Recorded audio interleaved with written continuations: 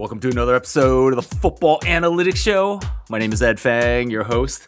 And on this episode, I am thrilled to have Bill Connelly on the show.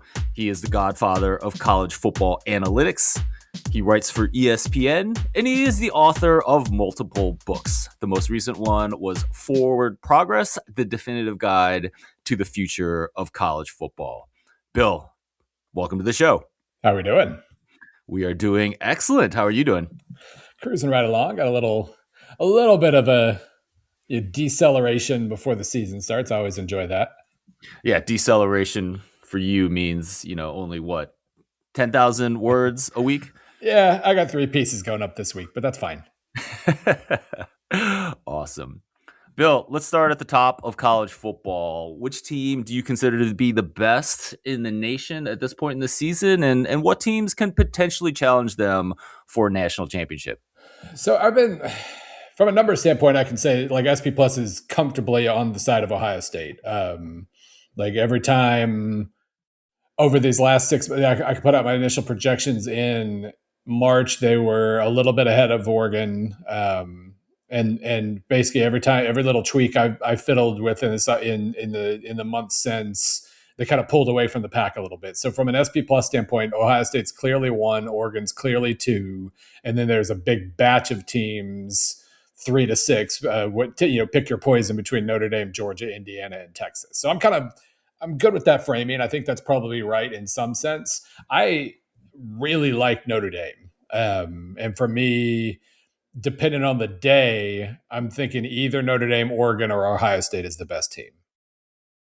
Excellent. Tell me more about Notre Dame. Actually, before you do, I was actually just there yesterday taking my son on a college visit, and nice. It was kind of fun to shoot a video in front of Touchdown Jesus. Yeah. And then we went on the tour the next day, and every single one of the tour guides, they do this like, hey, what's something interesting about you? And every single one of them said something about CJ Carr. I was in class with CJ Carr this morning. And then the guy that was our tour guide, actually, his best friend is like the manager for quarterbacks at Notre Dame. So they are very high on their quarterback. So maybe tell us why you like Notre Dame and whether the quarterback's part of that. Yeah, I mean, he's dynamite. When I did it, I kind of surprised myself. I think it was back in March. I did just like ranking all the power conference quarterbacks at this point in the offseason kind of deal. And I didn't know in advance that I was going to have him number 1, but when I laid it all out, I had him at number 1. And it's not, I don't think, incredibly hard to see why. Like his stats were dampened by the fact that they only played 12 games, which is a completely different subject. But, 67% completion rate, dynamite success rate. They were 7th in passing success rate. They were 2nd in yards per dropback nationally. He doesn't take sacks. He threw 6 picks. He's just a very clean quarterback, like not incredibly athletic, but he can still rush for a first down a couple times a game. He doesn't lack anything. I guess if I have a concern, it's that it's kind of a niggling thing where, yeah, the run game's still going to be pretty great because they have the line and they have the prospects at running back, but also they just lost Love and Price, so maybe it's just a little bit worse, and that adds up. And you have more 3rd and longs and whatnot, and then they have Jordan Faison and Jaden Greathouse at receivers still, and that's great. They're both very, very steady guys, but neither has been incredibly explosive. They lost Malachi Fields, who might have been one of the more underrated receivers in the country, and they're going to be asking some young guys to step up. We don't know that that'll happen, so it's not a guarantee here.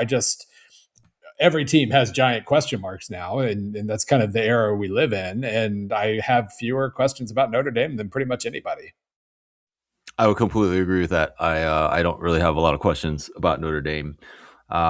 Let's go to some of these other teams. Ohio State. So one thing that I find interesting, I kind of fully believe in the program and what Ryan Day is doing there. And they've had such a rich tradition at receiver. Yeah. And you clearly bring back Jeremiah Smith, who it would be a massive failure if he weren't the best wide receiver in college football and go on to be one of the top 5 picks in the next NFL draft. But what about after Jeremiah Smith, right? They have this hotshot freshman coming in. They Yeah. have some guys that have been in the program for a couple years, but haven't been that productive, behind NFL level guys. So maybe you give them a pass for that. But if I were Texas, I would absolutely just take away Jeremiah Smith and see what the rest of those guys can do. See what Julian Sayin can do if you take away his number one guy. Right. And I mean, just saying you're going to take away Jeremiah Smith, there's no guarantee you will. True, But but Texas of definitely, any you know, Texas it's of any team might have the talent to do that, well, right? wasn't it them a couple of years ago in the semis? I think it was them that they really bracketed Smith and made Will Howard beat them with other guys, and it eventually happened. I think that's right. I think that's right too, but like, who are those other guys? Right. That's the thing is like Right? it did. I mean, Texas was within a touchdown and driving to tie the game late. So I mean, I think it was a winning strategy for them, and I would not be surprised if they did something similar this time around. But you're right, like either they have Brandon Ennis in the slot. He's a decent contributor. He's not. He's a 6 yards on 2nd and 6 kind of guy for the most part. Where he was last year. We don't know if there's any explosion there, but he's experienced, former big time recruit. But otherwise, yeah, like Chris Henry Jr. could be amazing, but he could be the next Jeremiah Smith. But he's a freshman. We don't know when that'll click. They have a couple of other really highly touted freshman prospects, and otherwise they're looking at transfers. They got Kyle Parker from LSU, Devin McEwen, a pretty big play guy, or I should say, a pretty big efficiency guy from UTSA, but that's a big jump. A couple tight ends and whatnot, but they lost pretty much everybody that isn't Jeremiah Smith or Brandon Ennis. And there is certainly, if you have the talent of it, not many teams are going to be able to even test Ohio State on this early in the year, but Texas especially, if you can double team Jeremiah Smith semi-effectively, then somebody else is going to have to step up. I personally think they're going to be just fine, but it's kind of an Yeah, no, I interesting think thought the odds are experiment. definitely in their favor. Yeah. The odds are definitely in their favor, but how much? So Brian Hartline was the offensive coordinator, worked with those wide receivers for the majority of this ridiculous run they've had of NFL guys. Yeah. Like, how much was it him and his player development, right? Like, is that a reasonable question to ask? It's reasonable, and also, I mean, he was their best recruiter, or known as their best recruiter. So I guess that doesn't hurt. If you've already got the guys, it doesn't matter. But moving forward, maybe that screws up the recruiting assembly line. But I mean, Ohio State's such a plug and play program. It's just hard. It's hard to ever really worry about Ohio State all that much. I would agree with that. Also wanted to ask you about Georgia. You mentioned that you see them as a team that is in this group of teams that can battle with that top three. What do you like about that team? Well, they're just so trustworthy. I mean, we know Kirby Smart, what he's going to bring to the table. We don't necessarily know that he's going to have the quarterback player. And we really, really don't know if they have the big play presence to win the national title, to win 3 or 4 playoff games. But we know they're going to be as deep as anybody's kind of allowed to be now in terms of just the raw blue chip totals. We know they're going to have a ton of those. We know they're going to be tough in the trenches. This should be their best defense in quite a while. They had a lot of turnover 2 straight years, but about halfway through last season, it really clicked into place, and it was about as good as it's been until they got Trinidad in the playoff. But I think the defense is going to be dynamite. Gunnar Stockton is a really good efficiency quarterback, but they were so inexplosive last year. They just didn't have. I break a lot of stuff into basically success rate, which is efficiency, and then yards per successful play, which is my kind of go-to easy explosiveness measure to describe. They were 25th in success rate, which is good, not amazing. The run game could have helped a little bit more, but it was fine. They're 131st in yards per successful play. When they made a successful play, it was like, Whoa. 8 yards on 3rd and 7, not 20 yards on 3rd and 7. And when you're in that situation, that means I jokingly called them this offseason like a blue chip service academy offense. They're just getting 5 yards anytime they want. And that was kind of a backhanded compliment, but there's a little compliment in there. Georgia fans didn't see any compliment in saying that. Yeah, no, but, I would guess they would be pretty pissy about that. But it's their fault. They didn't make many big plays last year with Zachariah Branch. Now they don't have Branch or Dylan Bell or Colby Young or Noah Thomas. It's gonna, like, if this Isaiah Canyon guy from Georgia Tech, who did make a lot of big plays for Georgia Tech, if he's the secret, like if he can kind of crack things open a little bit, then they're a title contender. But without big plays, without easy points, they just make their life harder. They have to brawl into the fourth quarter every week, and eventually that catches up to you, and you don't win 3 or 4 playoff games. Cannon's interesting because he was only the third most targeted guy on Georgia Yeah, Tech yeah, last that's year, right? So, yeah, and you're looking at yards per route is one of my favorite of receiver course, measures yeah, because it kind of combines frequency of use with explosiveness. And 14.6 yards per catch, 10 yards per target, those are great numbers. 1.8 yards per route is merely good, and right. it basically says he wasn't targeted all that much. His contested catch rate was nothing because he was just basically catching wide open passes when he caught them. So there is absolutely nothing guaranteeing he's going to be the guy, but he's 6'4" and fast, and so in the right system with the right quarterback, maybe that works out okay. I personally think like Georgia's receiver room kind of reminds me of Michigan last year, and that is a slight. Like Yeah, I don't know. I think this really caps their upside, right? I mean, I think London Humphrey is a guy that supposedly has some late round NFL potential. Humphreys is another guy, like 15 yards per catch, awesome. 1.1 yards per route. He was never targeted, so if he can kind of fill in one of those gaps from the guys above,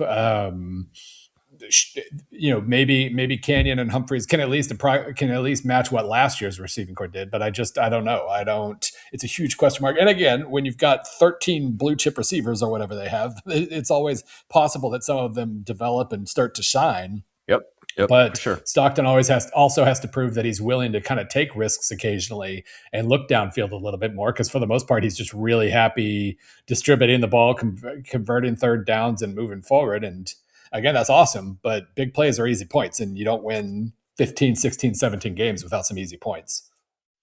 Right, for sure. When you mentioned that they were 131st in what explosiveness on successful plays, Yards per successful play. Yeah. is that includes both passing and rushing last Yes. year? They were on rushing, they were 94th. Passing, they were 127th. And they bring back their running backs, but they lose, I think, both their tackles. Uh, So, like, I mean, like, well, I guess the one question. guy, I think Ernest Green Jr., the third, started about a little over half the season at tackle, but they lost two starters. Yeah. So, I guess the question is, I mean, do we, can you get some explosiveness out of that ground game, or are you looking at Gunnar Stockton throwing to a questionable set of receivers, Yeah, right? I mean Nate Frazier has good potential. He's a good yards after contact guy. The other guys haven't really proven to be uh, that same level. Not that they've had a ton of opportunities, but yeah, if Nate Frazier, there might be another step in his development. He's a 210, 215 pound dude, and um, Dante Dowdell, the transfer from Kentucky, had an ATV accident in the offseason. So it seems like his Oh, status geez. is a little uncertain, but he's not an explosive guy either. He's a bruiser. He's a 3rd and 2 converter. So he's not a big play guy regardless. But there's some potential with Frazier, and he's pretty decent in the passing game as well. So, it feels like this being Georgia, it feels like there might be the most big play potential at the tight end position. Um, and because they have all like a ton of former star recruits at tight end, and especially this guy Elias Williams, big like 6'6", 260, 255. Did not do much last year, only targeted 12 times, but he caught 7 balls for 117 yards. So maybe there's something to that. They bring back Lawson Lucky, who didn't show all that much explosiveness, but they're pretty good at finding the tight end down the seam sometimes. So maybe there's something there, but it'd sure be nice if you just had a big deep threat lined up wide and you could do things kind of in customary fashion. Be good to get Brock Bowers back. Right.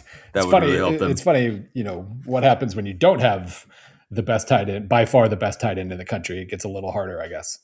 Right. And you lose Lad McConkey the same year. And Yeah.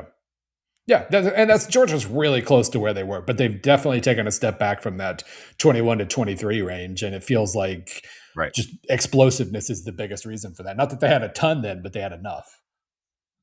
I've been looking into some of these tight ends that the NFL draft, and there's just a lot of SEC guys that have some yards per route run in the mid ones, right? Right. So like over 2 is something that's going to be solid for a college tight end. Oh, like, yeah. Something that a I mean, Brock Bowers would too get. solid for anybody, but especially a tight end. Yeah. Right. But I also feel like there's a ton of these guys that aren't anywhere close to that, but are getting drafted in the NFL. Yeah. SEC guys that I presume are just amazing athletes. Maybe they're good blockers, and then they're Because was it? I think that Georgia had a tight end that went in the draft last year, but never really contributed too much in the Is that pass Oscar game. Delp? I think. Oscar Delp, yeah. Yeah, yeah. There have Uh, been some. Tight end's weird. I mean, there's no question, and it's very a system specific kind of position. It means something different to everybody. But like there, you'll see some weird transfers. Like, why did Oklahoma picked up a guy who had 388 receiving yards at Colorado State last year? Um, like, why? Like, I mean, like maybe there's something there. His name's Rocky Beers, which is fantastic, and he's a good red zone threat, I think. But it is just kind of you'll see guys like that where you see the production and you're thinking, man, that guy must be an awesome blocker because he's not contributing anything to the passing game here. Well, they got Hayden Hansen from Florida as well. He had 30 catches for 254 yards, 0.9 yards per route. But he's 6'7", 270, so he's probably there to be a sixth offensive lineman, I guess. yeah, I just feel like with Georgia, you expect their defense to be pretty good, Yeah. and so they have a high floor. I just think they have a really low ceiling with the pieces they have on offense. I mean, if I had more confidence in Stockton as a quarterback, I think he's a good college quarterback, and his numbers are very good at best. But I think he needs the pieces around him, and I just Right. I just In a don't see it. year where so many of the other contenders have Julian Sayin back or Dante Moore back, so on and so forth. Like it does Right. feel like the ceiling's a little lower. It's just, well, I mean, I feel like I overuse ceiling and floor, but Georgia has the highest floor in the country, but they don't have as high a ceiling as Ohio State or Right. probably Oregon this year Or Notre Dame. or Notre Dame. Yeah. Yeah. Bill, you have been doing college football analytics longer than anyone, even me. You've important contributions like looking at success rate. I think you're one of the first to do that. Looking at passes defended on defense. Yeah. Are there any kind of new metrics or methods that you're excited about in college football? No, I guess not. I mean, I do like each year I do find myself kind of leaning on different things to tell for storytelling purposes and the whole yards per successful play I've learned. I have my marginal explosiveness measure, which goes into SP plus, but I've learned that with yards per successful play, it's just so much of a cleaner thing to explain and it produces Yeah. pretty similar results. Right. So, I'll kind of just find myself drifting to this or that. But I will say the most interesting trend right now with college football as a whole, and it's analytics related. Adam Rittenberg and I did a piece a couple of weeks ago about this. Basically, we're in a weird spot right now with college football where, in terms of points per drive, offenses are pretty much more efficient than they've ever been right now, or more effective than they've ever been right now. Last year, FBS teams averaged 2.24 points per drive. Decade earlier, it was 2.11. Like that seems tiny, but that's an enormous leap for over 800 games and whatnot. So we have that, but scoring is down almost 10% because drives per game in 2015, it was 13.1 per team in each game. Now it's 11.7. And there are a few different reasons for that. And it was just kind of fun putting this piece together and talking about how the reasons kind of converge with each other. For one thing, 3 years ago, we changed the clock rules. And now the clock runs after first downs earlier in the games, and there was an immediate jump of about 0.7 seconds per play from that. So that's absolutely changed a little bit. But the seconds per play had already increased significantly before that because teams just aren't using tempo anymore. Or I should say not nearly as many teams are trying to find advantages from tempo now. And I think part of that is because defenses adjust. And a decade ago, hurry up, no huddle, part of that whole era was based around the idea of like finding an advantage, rushing to the line, making sure your opponents can't substitute. Maybe they're not communicating, the defenses can't communicate all that well, and you can, create some disarray and find advantages. But I think pretty right around 2015 to 17, teams started really adjusting to that. Defenses adjusted, and it's just harder to find an advantage from tempo, and therefore teams stop doing it as much. And then one thing you have in the 12 team playoff era now, and Ryan Day had some quotes in our piece about this that Rittenberg got, if you're looking at playing 16 or 17 games, the difference between averaging like 60 snaps per game versus 80 is enormous, like over 300 plays over the course of a season. And so if you're Ohio State, there's a real kind of tension right now because if you have a per play advantage over your opponent, you should want to run as many plays as possible to maximize that advantage. But if you'd rather average 60 snaps per game than 80 if you can handle it, because that's less wear and tear, fewer injury opportunities. So we're in this weird place in terms of motivations. um and I think for all those reasons, we're seeing tempo go down a little bit. But the other thing, this is the part I love. This is a very long setup for this part. I started to realize last season, like, fourth downs are exciting. I love it that more teams are going for it when they're supposed to on fourth downs, and the go rate overall has improved dramatically over the last 10 years. It was 19.6%. All teams went for it 19.6% of the time in 2015, is up to 27.1 last year. Past the 50, it was 33.5% in 2015. It's 41.3 last year. And they're about as successful as they've ever been on fourth down. National, like, it was 51.5% a decade ago conversion rate. Now it's 54.3. So all these things, fourth downs are exciting and teams are using it correctly, and that's really cool. And also that means these slow moving drives last longer because teams are going for it when they're supposed to. And that's cut their drives per game total down even further. So 11.7, this is the lowest that I could find on record basically last season, 11.7 drives per game. And that means we have the scenario where offenses are better and scoring's pretty significantly down. And fourth downs had at least a little bit of a role to play in that. So teams are just going for it more on fourth down. That's extending drives, but is actually reducing the number of drives. Right. Yeah. In games. Yeah. And I mean, some of that's going to be you're going for it from your opponent's 30, and so or from the opponent's 45, and the alternative was punting to them, and they probably don't score on that drive. So it's not like it's not a sole reason for scoring going down or anything like that. But yeah, we're because teams are going for it when they're supposed to and they're moving very slowly, fourth downs are cutting drive totals. Fascinating. Love it. Bill, what about the Heisman? Who do you think is going to win? And then maybe some fun long shots if anyone listening wants to bet something. It is going to be it's going to be an interesting season in that regard because it feels like the favorite's a receiver, and we never know how that's going to play out. Receivers need quarterbacks to throw them the ball, and the quarterbacks get credit for the stats too, and so on. Like, it's Julian Sayin versus Jeremiah Smith is going to be an interesting situation in and of itself. Well, actually, never mind. Jeremiah Smith is a little further down on the list than I thought, but the quarterbacks are pretty obvious that are up there at the top.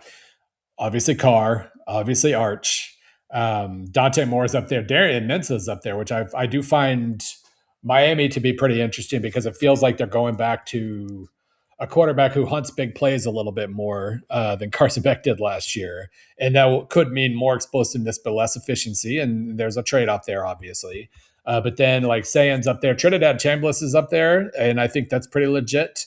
But I think the most interesting, maybe about all these things, the most interesting thing about this year's race is heading into last year, we had 7 of the top 10 teams in the AP poll didn't have their starting quarterback returning. This year, it's like 8 of 10 or something do have their starting quarterback back. And one of the ones that doesn't is Indiana. And they signed a guy who has thrown for nearly 10,000 yards in his career and is probably going to be pretty good in Josh Hoover. So it feels like this is a really, really experienced crew, kind of a year of the quarterback situation. And I don't know which one of those I feel is most likely to crack through, because even the favorite apparently right now is CJ Carr. He's going to only average 200 yards a game because they're going to be winning a lot of games by pretty big margins. And so he's not going to rack up raw stats. Sayin's going to split his with Jeremiah Smith. Arch Manning, we'll see. But it is, I think it's wide open in the sense that there's just a lot of guys who in a different year might be the obvious favorite. What am I supposed to make of Arch Manning? Came into last season with all these expectations, really sucked out of the gate, got better at the end of the year, and almost had this crazy thing where he is like the Heisman favorite 2 years in a row. Like CJ Carr seems like he's gonna relieve him of that that distinction. Yeah. But like I don't like I have to acknowledge that he might be good, but I'm not sure. Like where are you at with Arch? Well, he for whatever it's worth, I guess mileage varies on this one, but he was number one in total QBR from November 1st on last season. Um, uh, that includes a pretty bad loss to Georgia, but he was really good in those other games. And just it, it it was Texas was kind of funny last year because they headed into the season with huge mysteries at receiver and well everywhere, running back, receiver, and offensive line. But Arch was still the preseason Heisman favorite, which was crazy. And they spend all year trying to develop that. They play their best ball at the end of the season.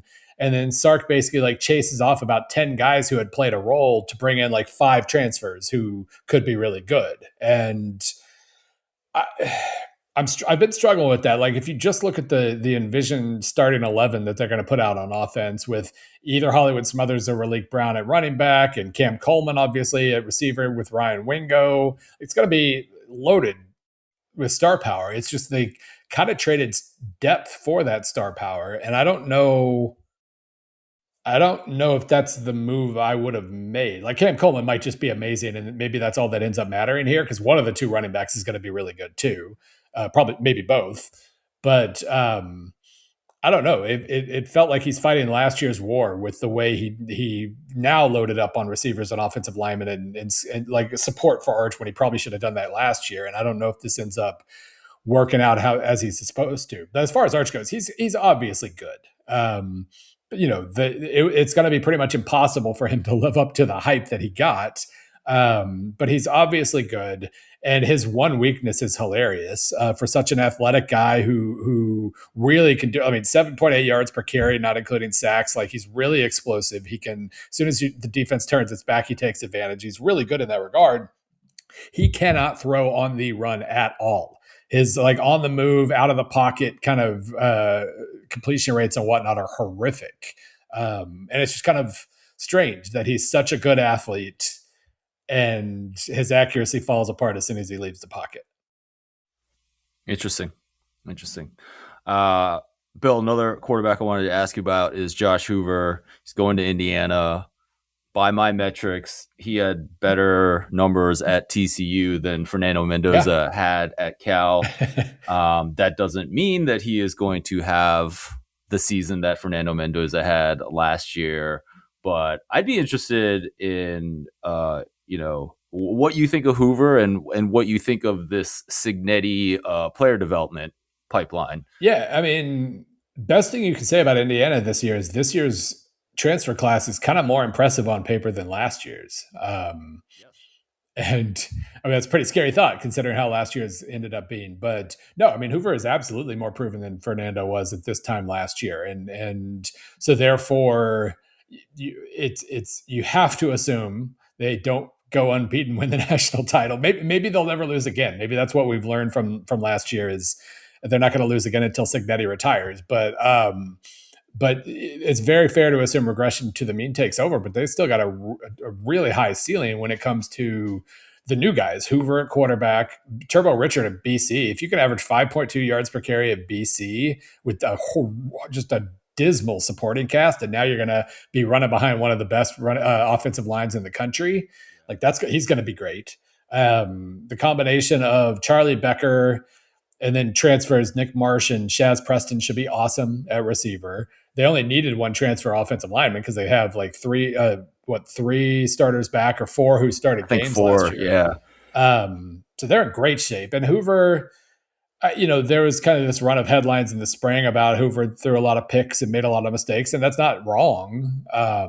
But Cignetti basically just, coming back with the retort of he wasn't playing with our run game and our defense. That's also correct. That's also not wrong.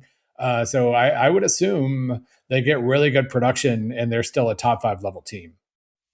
Yeah, I was. Let's talk about a couple of their other transfers. Like AJ Harris, the cornerback at Penn State, was predicted to be a first-round pick in this past NFL draft after a season at Penn State last year. That obviously didn't work out, but I think the guy has talent. And then go ahead. No, I agree. I mean, I think cornerbacks in Jim Knowles' system, they're going to be put under pretty high pressure because Knowles wants to be as aggressive as possible. And he got, yeah, he didn't have as good a year last year as expected, but he's still very talented.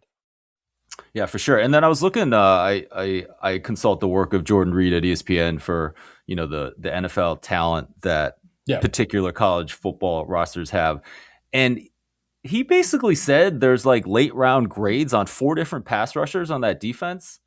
Like I can't even tell you who these guys are, but like I mean that's kind of mind blowing that you have that like you just have 4 shots of guys that could come in and potentially help that pass rush that someone thinks has like late round NFL potential, right? Yeah, And I they're mean, not all basically going to work out. they got 2 really solid pass rushers from Kansas State, in Obi Azor and Ozusanmi, and then they got Josh Burnham from Notre Dame as well, who was not very high on the depth chart, but he had a solid pressure rate when he got chances. And then for them to basically get back Stephen Daly Right. and Keelan Wyatt late in this process. With the whole eligibility weirdness going on right now, them getting appeals and being able to play, that's suddenly one of the like it was always going to be a good defensive line. They already had Tyreek Tucker and Mario Landino back at tackle, and then the transfers. But now you get those 2 guys as well.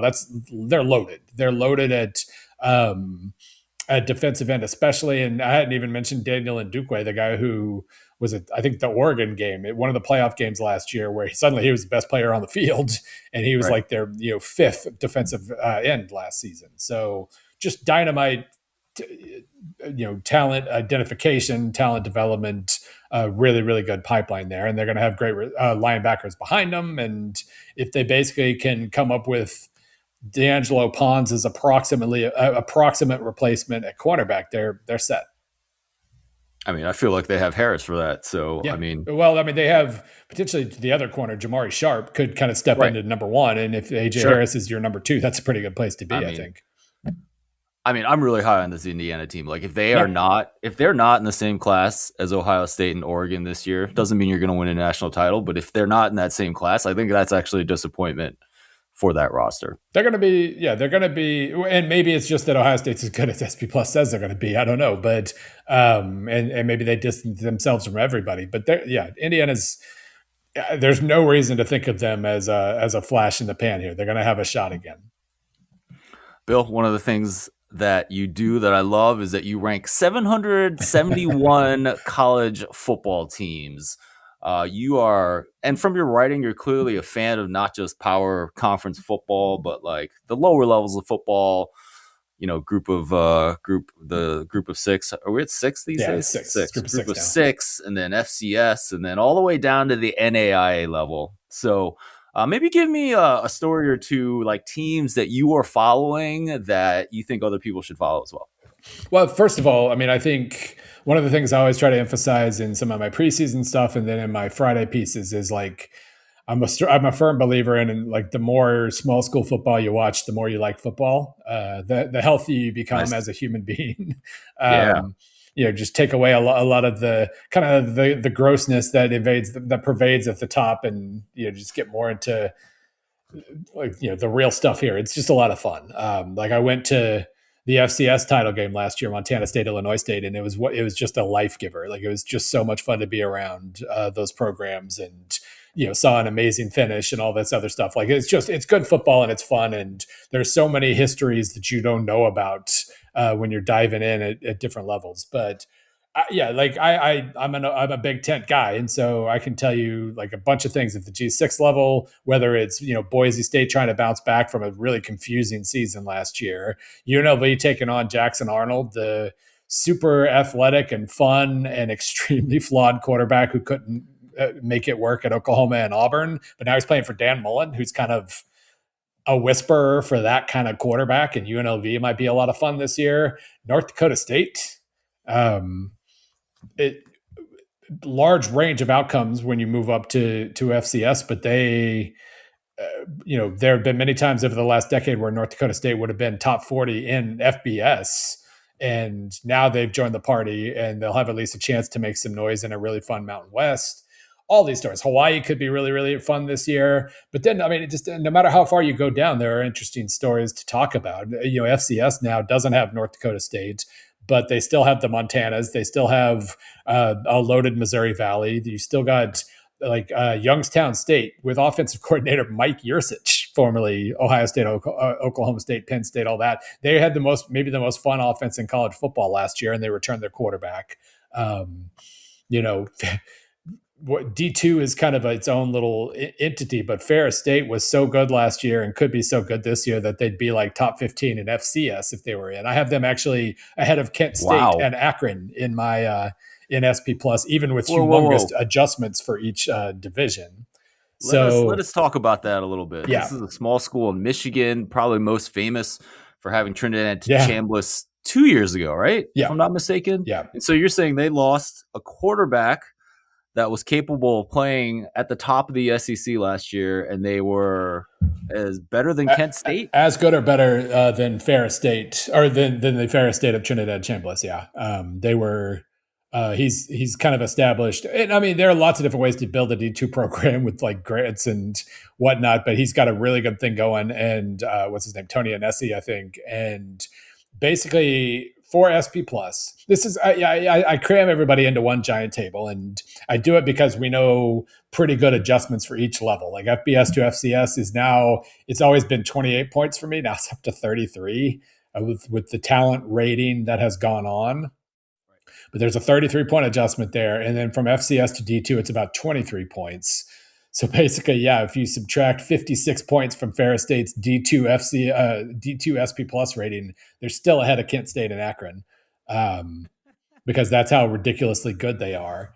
And They then should play. That's yeah, not that's that's not what an I'm saying. And I unreasonable love, game to play. one of the reasons I love doing this is I never have to worry about being proven wrong here, because Ferris State's never going to play Akron. I can say whatever the hell I want to, but no, it's loose adjustments. And obviously, once you go 2 or 3 levels deep, maybe there's such a depth difference that it's a magnifier or whatever. But just these adjustments between levels are pretty sound. And another one is North Central, the D3 heavyweight every year. They're kind of the Ohio State of D3 in that they go through the year without playing any close games, and then they get to the national title game. They don't know how to play in a close game, and they lose. That's happened to them 2 of the last 3 seasons. But they're also just dynamite. And if you make the 33-point adjustment from FBS to FCS, the 23-point adjustment from FCS to D2, and the 24-point adjustment from D2 to D3, North Central still ahead of UMass. Wait, what? Yeah. We need to see. We need to schedule these games. Can you make that happen? Yeah, they're like, so the best FBS team usually has an SP Plus rating of like low 30s, which means they're like 30 points better than the average team.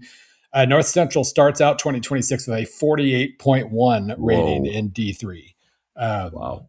Meanwhile, UMass is like minus 30 something in FBS, so they'd still be on paper a 1-point favorite against UMass. So, like, what is Ferris State and North Central doing to be so competitive? Have you gotten a chance to dig into the weeds? I mean, there's no question that they're able to attract and develop way more talent than other places. Like, especially D3 is such a humongous difference between like the best and worst teams. It's just got a bigger spread than any of the other levels of the sport.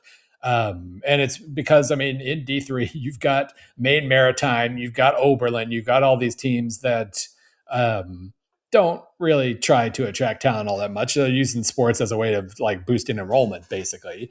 And then you've got programs like North Central who are taking it, and Mount Union's, who's still very good every year, although they've been slipping up in the playoffs.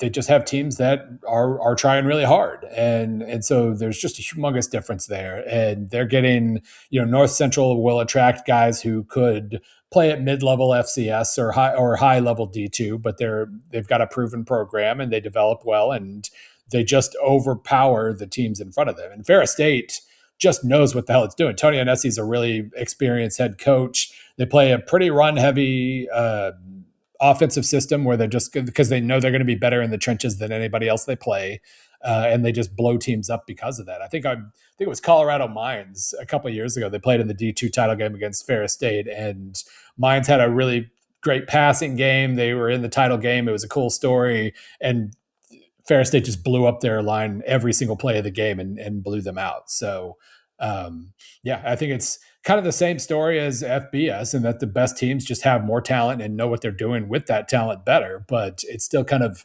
interesting all the different ways you build rosters at the lower levels and the fact that they've been so good at it. I presume Ferris State has zero NIL money, right? I mean, just a couple scholarships. Um, I would say they probably have some at this point. Okay, But obviously, yeah, yeah, obviously not $1 million or anything crazy. But yeah, they're just yeah. basically between being able to divvy out scholarships, be able like different states have different rules regarding the grants that kids are allowed to receive. I'm pretty sure Michigan's extremely different in that regard than other places. Although hopefully somebody who's listening to this has a better read on that and can jump in on social or something. But yeah, the roster rules are different everywhere. The grant rules, the Pell Grant kind of stuff is different everywhere. But yeah, Ferris State's figured it out, and they just have infinitely better rosters than everybody else. So if we actually had Ferris State versus Kent State, would you suspect that like the line play would be equal? Would you expect Ferris State to actually have the better line? I would say first string versus first string, Ferris State would be equal, because I think the other thing we envision here is like these D2 schools have like 255-pound right guards or something, and it's just not the case. There's a lot of beef in the United States. And if you pull up actually while I'm talking, I'm going to pull up Ferris State's depth chart from the end of last season, because as you go along, it's not going to look all that much different than especially like lower level FBS. The difference, I think, more than anything, is going to come from depth. Like among other things, you only have 30 scholarships, I think, or 40 in D2. You can divvy all those out and whatnot, but it's still not going to be. You're not going to have the depth. Like Kent State's third string is absolutely going to be better than Ferris State's third string. It's just first versus first. Oh, I think they can hang. Awesome. Can't wait to follow Ferris State even more. Yeah, you're right there. You should go to a Ferris State game at some point. Yeah. The coach is actually my brother-in-law's neighbor. Well, there we go. So this is fate right here. This is fate. This is definitely fate. Bill, you wrote a book last year, Forward Progress, the definitive guide to the future of college football. Just interested in your view of college football a year later. It feels like we kind of held steady with conference realignment, but now we're getting changes in the playoff. You promised me that we would get promotion relegation within the Power 2. We haven't had that yet, so I'm a little bit disappointed. But tell me about the future of college football. Well, it's held up in legislation at the moment, which I did. That's right. Which I did kind of predict in the. It's funny. I had a one of the only predictions you'll find in there is about like I think I said there was like a 51% chance that legislation that the NCAA has been begging for would come in this congressional session. Feels like a coin toss is going to end up being exactly right. It feels like it's now going to be like 49%. It's probably slightly less likely to happen, but without that, it is kind of hard to figure out exactly what the next few years are going to look like. I think what I talked about in the book and what I still kind of believe is, this is a big transition period, basically, towards something. We don't know what that something looks like here in like 10 or 15 years from now. And we're so much worse than we think at making predictions. We just never see even 15 years ago when everybody was predicting like 4 16-team super conferences, we got 4 power conferences in the end, but they're extremely skewed. They're not all the same number. They're not nearly all the same strength. So we got like a mutated version of what we expected. And, nobody was predicting USC and UCLA to the Big Ten and the effects that would have. So the title was always misleading. It's not a definitive guide to anything because we don't know the future, but it was I still feel it's a really, really good look at the past, like how we got to this moment, and basically just kind of a look at what could happen in the future and honestly, what should happen in the future. And I had probably the most fun talking about the should, which included, of course, promotion and relegation that hasn't happened yet. Awesome. Can we really push this idea of Power Two conferences? I mean, with all due respect to Miami and Texas Tech and Oh the yeah, I rest mean of the that's teams that play, like it is the Power Two, right? yeah, no, And there's no question. You just look at revenue gaps. Like obviously, when Texas Tech can make up that revenue gap with a single guy's checkbook, but single guy. you look at the USA Today revenue averages from last year. Like they always have the finance database from the year, I think the year fiscal year before. Big 10 teams, SEC teams making 140, 150 million a year. Big 12 ACC teams making 100, 110 a year. Boise State's making 50. Like it's just different, and it's always been different in that like Ohio State's always had all the money in the world, but Texas obviously. But no, I mean that's every single year. Big Ten and SEC teams, even the average ones, are making $40 million a year more than the average ACC and Big 12 team. And that's just not that makes a difference clearly, Yeah. and we're seeing it now. Well, except for Purdue, but And the SEC, more money means more stupid decisions a lot of the time, panic decisions. That is going to be one of the effects of Indiana. That like when Indiana won, I wrote a piece about how like this is just such an interesting time, and so many new programs have hope because of what Indiana did. At the same time, like every power conference fan base in the country went, well, if they're doing it, why can't we do it? And that's going to have this whole domino effect of stupid decisions of programs looking for their Kurt Signetti when there's not another Kurt Signetti to be found. Yeah, for sure.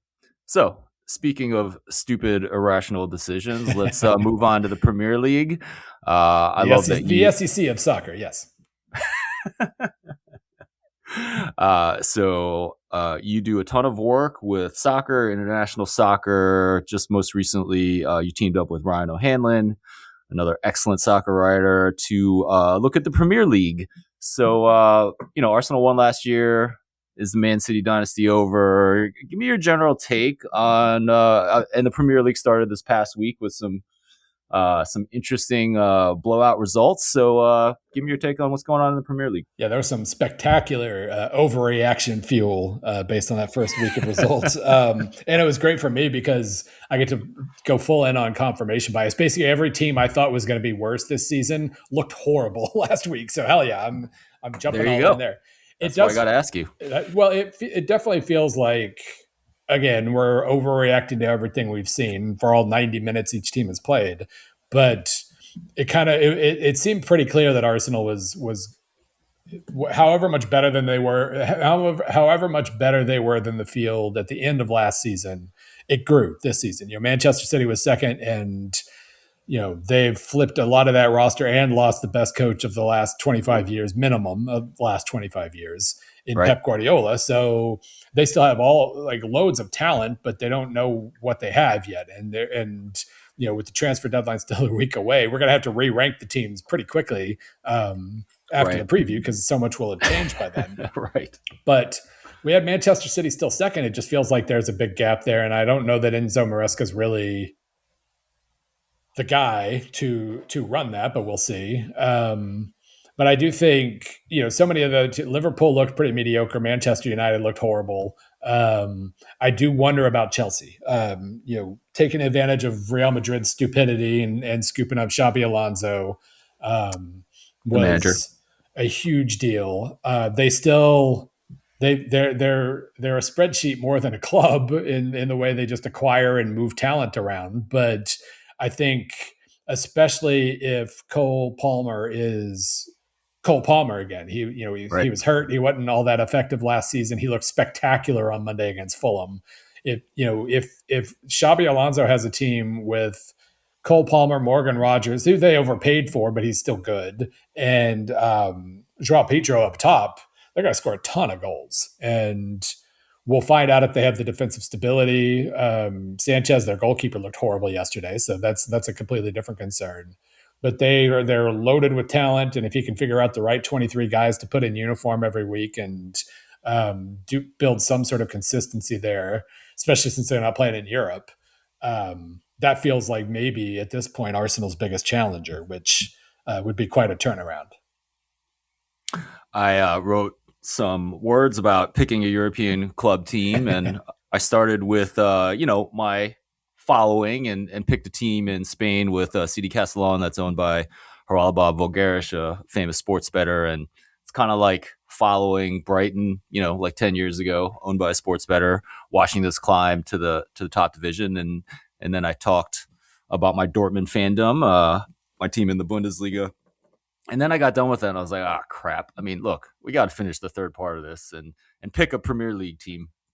And so I did, and I picked Aston Villa. And one of the reasons is because they got their kit Yeah. sponsor Oh, really yeah. late.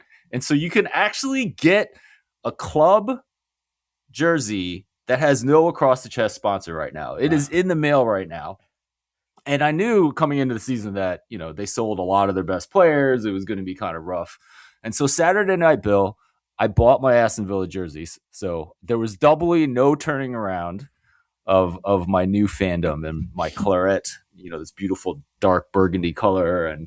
And it was a good decision because they got thumped 4-0 on Sunday morning. And so anyways, there's a lot going on. Everything is going to change by Tuesday, I think, because the news is just completely swirling. But so what do you think of my choice, Bill? Let me have it. Let me have it. Tell Well, me the first of truth. all, the one thing like I've definitely learned, especially when it comes to adopting, like the club kind of adopts you. You get bitten by a club, and it probably has nothing to do with whether it's good or not. Now, chances are you're going to be drawn towards clubs that have had success at some point. And Villa, hey, Villa's a one-time European champion, so got that going. They're in some ways kind of a Borussia Dortmund for the Premier League. So A little bit. Yep. I kind of understand, and you're right, like the shirt's great. The park, Villa Park's really cool. It's old. It's an extremely English club. Like you're going to know you're rooting for an English club rooting for Aston Villa. So in that sense, it's fine. I didn't For try to that. convince you over the weekend. Nothing's final. Like I didn't realize you had bought a shirt. That kind I of bought a changes shirt things. Saturday night. I did it for a reason, man. I knew they might get thumped Sunday morning. I was not going back. I mean, I published the article on X, right? So there really wasn't going Yeah, back, you but just like delete getting the the kit. tweet. You just delete all evidence of it. People will convince themselves, like, wait, didn't he pick a team? Oh, I must be misremembering. You could have gotten around that, but now you've spent money, so you're screwed. I've spent money. I'm talking to you on this. Anyways, tell me why this was a terrible choice. I know you're getting there. Well, I mean, terrible choice was more terrible timing, I guess, than Right. anything. They have been an extremely unreliable club through the years, just in terms of ups and downs and strange decisions. They've had a pretty good thing going. They've been testing the kind of the limits of whatever spending caps the Premier League has tried to institute from year to year, and they're in a position right now where they can't spend. They've kind of backed themselves into a corner, and they've had to sell off a lot of their players. And another one of their stars, Ollie Watkins, doesn't really seem to want to be there and didn't Right. play the other Doesn't day. help. So basically, your choice is fine. Your timing is horrible, and this is probably not going to be the best year to be rooting for Aston Villa. But what I've learned is, yeah, the club bites you, and maybe like the two clubs that have bitten me in English football. One of them was, I went to England in the mid '90s with my mom, and I found out there was everybody's watching on TV. I didn't really care all that much about soccer at that point, but there's this awesome team that had a bunch of young players. The name was Nottingham Forest, which I thought was amazing that there's a club named Nottingham Forest. So I picked them. They immediately got relegated like the next year and then just disappeared from existence for 30 years before getting promoted back You're within the back. last few You're back. seasons. And then the other team that bit me was when a buddy of mine in 2014, I was doing a Premier League road trip piece at SB Nation, and just because of the timing of the matches and everything, we ended up at a Sheffield Wednesday match at Hillsborough, Mm. um, and Hillsborough is a very old and tired stadium, but it was just so cool to be there. And you're surrounded by Wednesday fans, and the songs they sing, and then suddenly you realize you're kind of a Wednesday fan. So what happens to them? They almost get promoted a couple times. They don't, and then their owner sucks so bad that they had like a 20 something point deduction last year, and they finished with negative points in the second division, and now they're in the third division. So do not expect any Isn't reward from this experience whatsoever, but you get bitten who you're bitten yeah. by, and you get to feel a part of those communities, whether you should or not. Looking at this Aston Villa roster, like I have no idea how they're going to play in Champions League this year. Yeah, it's going to be rough. The depth required to play in the Champions League. It's more about depth than star power. They've got no depth. Obviously, I know they're working on some last second moves here, which feel like desperation moves. It feels like, and so many Premier League teams this season just kind of traded players around in such a strange way. It really is like what I saw with the SEC and the transfer portal. Like they all just traded guys. Like they overvalued experience in this league without thinking about, like, we still have to make sure these guys are stylistic fits. And they didn't do any of that. Aston Villa hasn't done any of that yet. Now, Manzambi, the kid from Freiburg, once he's healthy, he's going to be awesome. Yeah, he's not healthy. But he's not healthy. He's not fit. So that's going to take a little while. That was another reason I picked him. Yeah, he's great. He's great. And you get the Bundesliga tie that way. Anyway, just before we end here, Dortmund is really my team. I'm glad I have Aston Villa now because I'm more invested in one of my threads. Not that I wasn't before, but it's kind of cool to have a Prem team.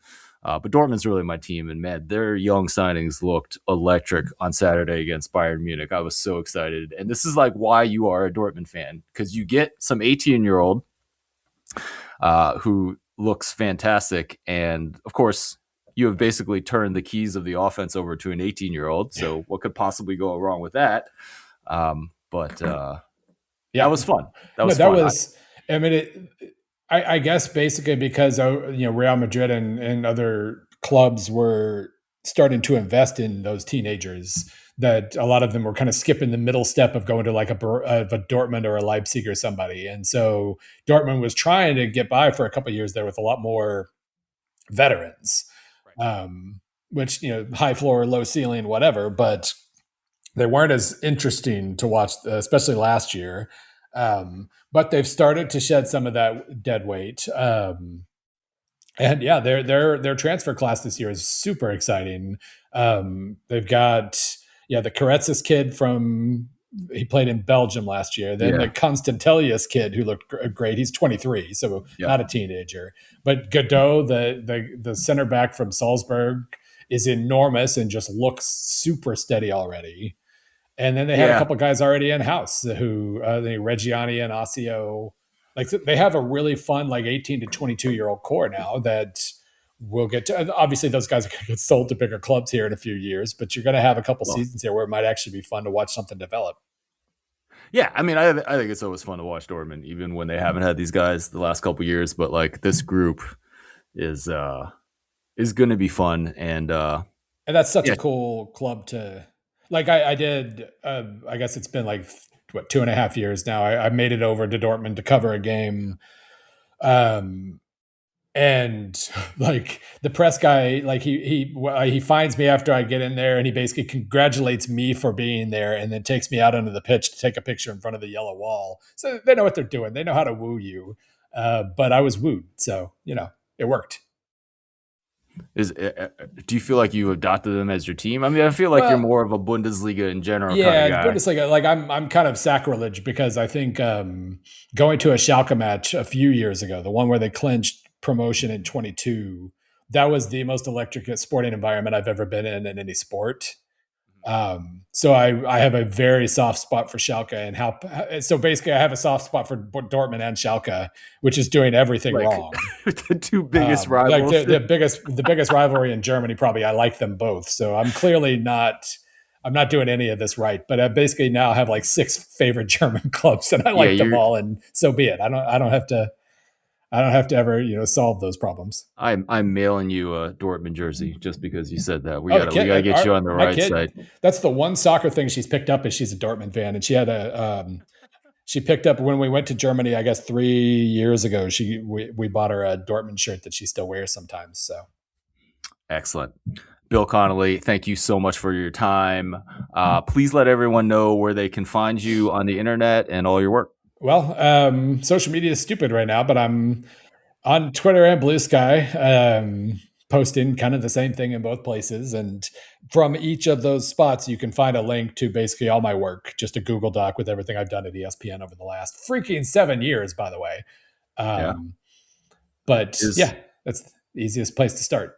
is social media stupider than the Premier League and the SEC? What we've learned over these last few years is there's room for infinite stupid in all walks of life, I think. Bill, thanks again. Absolutely.